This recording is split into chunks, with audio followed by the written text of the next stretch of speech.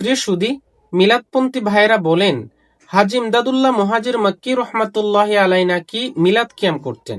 আজকে আমরা তাদের এই স্টেটমেন্টের দুইটা জবাব দিব ইনশাআল্লাহ। প্রিয় সুদী, এই দুইটা জবাব খুবই গুরুত্বপূর্ণ হবে, মোস্ট ইম্পর্টেন্ট হবে। সো শেষ অবধি মনোযোগ দিয়ে দেখবেন, শুনবেন এবং মাস্টলি শেয়ার করে অন্যকে দেখার শোনার সুযোগ করে দিবেন। প্রিয় সুদী, লক্ষ্য করুন প্রথম জবাব। ফার্স্ট অফ অল কথা হলো, হাজি ইমদাদুল্লাহ মুহাজির মক্কি রহমাতুল্লাহি আলাই তিনি কোনো মুফতি ছিলেন না, ফকিহ ছিলেন না, তিনি মুহাদ্দিস ছিলেন না, ইভেন তিনি ভালো কোনো আলেমও ছিলেন না, বরং তিনি বড় মাপের একজন পীর ছিলেন, ওলি ছিলেন, শায়েখ ছিলেন, সুফি ছিলেন। আর পৃথিবীতে যত আলেম আছে, সকল ঘরানার সকল আলেম এই কথার উপর একমত যে কোনো পীর, ওলি, সুফিদের কথা কর্ম দলিল হিসেবে গ্রহণ করা বৈধ নয়, দলিল হিসেবে গ্রহণ করা যায় না। যে কোনো পীর, যে তিনি যত বড় পীর হন না কেন, কোনো পীরের কথা দিয়ে কর্ম দিয়ে দলিল দেওয়া যায় না। এটা এই কথার উপর সকল আলেম একমত। আপনারা লক্ষ্য করুন, কথিত সুন্নিদের সবচেয়ে বড় আলেম, এর উপরও কোন আর আলেম নাই কথিত সুন্নিদের মধ্যে, তিনি হচ্ছেন আহমদ রেজা খান ফাজলি বেরলভী রহমাতুল্লাহ। তার পিতা শাহ নাকি আলী খান বেরলভী, তিনি আনোয়ারে জামাল মুস্তাফা 431 পৃষ্ঠার মধ্যে লিখেছেন, দলিল কিতাব ওয়া সুন্নাত সে চাহিয়ে না কৌলে ওয়া ফেলে পীর সে, অর্থাৎ দলিল দিতে হবে কোরআন সুন্নাহ থেকে, কোন পীরের কথা দ্বারা কর্ম দ্বারা দলিল দেওয়া যাবে না। এছাড়াও কথিত সুন্নিদের ভারতবর্ষের ফকিহে আজম, সবচেয়ে বড় ফকিহ ছিলেন, মুফতি ছিলেন, নাম মুফতি মুহাম্মদ শরীফুল হক আমজাদি। তিনি ফতোয়া শারে বুখারী দ্বিতীয় খণ্ড 237 পৃষ্ঠায় লিখেছেন, আউলে ইকরামকে ইরশাদাত সে ফরজ ইয়া ওয়াজিব ইয়া মুস্তাহাব হোনে কা সুবুত नहीं हो सकता। শেষ দিকে লিখেছেন, अगर किसी का ये दावा हो कि फला चीज फर्ज है या वाजिब है या सुन्नत है या मुस्तहब है तो जरूर कुरान व हदीस से दलील तलब की जाती। অর্থাৎ কোন পীরের কথা দ্বারা কর্ম দ্বারা ফরজ, ওয়াজিব, সুন্নত, মুস্তাহাব কিছুই প্রমাণিত হয় না। কেউ যদি দাবি করে এই কাজটা ফরজ অথবা ওয়াজিব অথবা সুন্নত অথবা মুস্তাহাব, যেমন সুন্নিরা দাবি করে মিলাদ মুস্তাহাব, কেউ যদি মুস্তাহাবও দাবি করে, তাকে কোরআন সুন্নাহ থেকে দলিল দিতে হবে, কোন পীরের কথা দ্বারা কর্ম দ্বারা দলিল দেওয়া যাবে না। আমার কথা নয়, সুন্নিরাই বলছে, এই কথিত বেদাতি মিলাদপন্থীরাই বলছেন। এছাড়া লক্ষ্য করুন আখবারুল আখিয়া ফার্সি 157 পৃষ্ঠা, আব্দুল হক মুহাদ্দিস দেহলভী রহমাতুল্লাহি আলাইহি লিখেন, মাশরাবে পীর বরগশতি গুফত হুজ্জত নামিশু দলিল আজ কিতাব ও হাদিস মি বায়াত, অর্থাৎ কোন পীরের কথা কর্ম, তাদের আদর্শ, তাদের চলার নীতি, এটা শরঈ হুজ্জত হতে পারে না, এটা দলিল হতে পারে না, বরং দলিল কোরআন হাদিস থেকেই দিতে হবে। এছাড়াও আল বালাগুল মুবিন উর্দু 153 পৃষ্ঠা, শাহ ওয়ালিউল্লাহ মুহাদ্দিস দেহলভী রহমাতুল্লাহি আলাইহি লিখেছেন। এই কথাটি এই কিতাবে আরো বহু জায়গার মধ্যে আছে, আমি একটি জায়গা থেকে দেখাচ্ছি। उमूर दीनिया की दलील सिर्फ किताबुल्लाह, सुन्नत रसूलिल्लाह और इजमाई उम्मत पर मबनी है, অর্থাৎ দ্বীনি বিষয়ের দলিল কোরআন, সুন্নাহ এবং ইজমার এই উম্মত দ্বারা দিতে হবে, এছাড়া অন্য কোনো দলিল দ্বারা দেওয়া যাবে না। না জাইদ, বকর, উমর কে আকওয়াল পর, জাইদ কি বললো, উমর কি বললো, বকর কি বললো, অমুক পীর তীর কি বললো, এগুলো দিয়ে দলিল দেওয়া যাবে না। শেষের দিকে বলছেন, মাশায়েখ কা কোই ফেল শরঈ হুজ্জত নিহি, কোন পীর, কোন ওলি, কোন সুফি, কোন শাইখের কর্ম দ্বারা শরঈ হুজ্জত দেওয়া যাবে না। এছাড়াও মকতুবাত ইমাম রব্বানী দফতর 2 মকতুব নম্বর 266, মুজাদ্দিদ আল ফেসানি রহমাতুল্লাহ লিখেন, আমলে সুফিয়া দারহিল ওয়া হুরমাত সনদ নিস্ত, অর্থাৎ কোন সুফি, পীর, মাশায়েখ, ওলির আমল হালাল হারামের মধ্যে দলিল হবে না, সুন্নাত বেদাতের মধ্যে দলিল হবে না, মুস্তাহাব কি না এটার মধ্যে দলিল হবে না, বরং তারা যদি কোনো আমল করে থাকেন আমরা তাদেরকে মাজুর মনে করব। তিনি বলছেন, মুজাদ্দিদ আল ফেসানি বলছেন, আমরা তাদেরকে অপারক মনে করব, মাজুর মনে করব, তাদের ব্যাপারে কোনো ব্যাড কমেন্টস করব না। বাট তাদের এই আমলকে দিয়ে কোনো মুস্তাহাব প্রমাণ করা যাবে না, হালাল হারাম প্রমাণ করা যাবে না, দলিল দিতে হবে কোরআন এন্ড সুন্নাহ থেকে। এছাড়াও লক্ষ্য করুন শরহে সহিহ মুসলিম প্রথম খণ্ড 930 এবং 31 পৃষ্ঠার মধ্যে কথিত সুন্নিদের অনেক বড় আলেম গুলাম রাসূল সাঈদী বেরলভী তিনি লিখেছেন, शेख अब्दुल हक मुहद्दिस दहलवी अपनी तमाम तर इल्मी खिदमत और आजमतों के बावजूद बशर और इंसान थे, नबी और रसूल न थे। उनकी राय में खता हो सकती है, नीज उनको एक मुहद्दिस के हैसियत से तस्लीम किया गया है, उनको फकीह नहीं माना गया, न उनकी किसी किताब को कुतुब फतवा में शुमार किया गया है। অর্থাৎ এখানে শাহ আব্দুল হক মুহাদ্দিস দেহলভির মতো একজন বড় মুহাদ্দিসের ফতোয়াকে প্রত্যাখ্যান করা হয়েছে, রিফিউজ করা হয়েছে। কি বলে? যে তিনি ফকিহ ছিলেন না, তিনি মাত্র একজন মুহাদ্দিস ছিলেন, তিনি ফকিহ ছিলেন না, তার কোনো কিতাব ফতোয়ার কিতাব হিসেবে শুমার করা হয় নাই, গণনা করা হয় নাই, তিনি মানুষ ছিলেন, ভুল হতে পারে, তিনি মুহাদ্দিস ছিলেন, ফকিহ ছিলেন না, এই জন্য তার কথা গ্রহণযোগ্য না।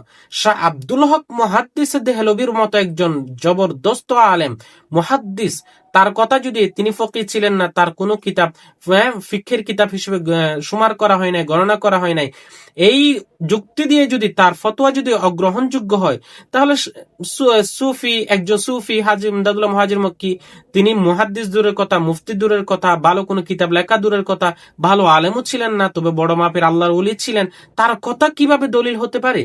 প্রিয়সুধী, এভাবে আমি রেফারেন্স দিতে চাইলে অসংখ্য অগণিত রেফারেন্স দিতে পারবো, যেখানে সকল ঘরানার সকল আলেম একমত ঐক্যবদ্ধভাবে স্বীকার করেছেন কোন পীরের কোন কথা কর্ম শরঈ হুজ্জত হবে না, দলিল হিসেবে গ্রহণ করা যাবে না, ইস্তিদলাল করা যাবে না। অতএব তিনি যদি মিলাদ কিয়াম করেও থাকেন, তার এই মিলাদ কিয়াম করার দ্বারা আমাদের করতে হবে না, এটা আমরা দলিল দিতে পারবো না, এটা আমাদের জন্য বৈধই হবে না। কারণ তিনি পীর ছিলেন, তিনি কোনো ইমাম ছিলেন না, মুজতাহিদ ছিলেন না, ভালো আলেমও ছিলেন না।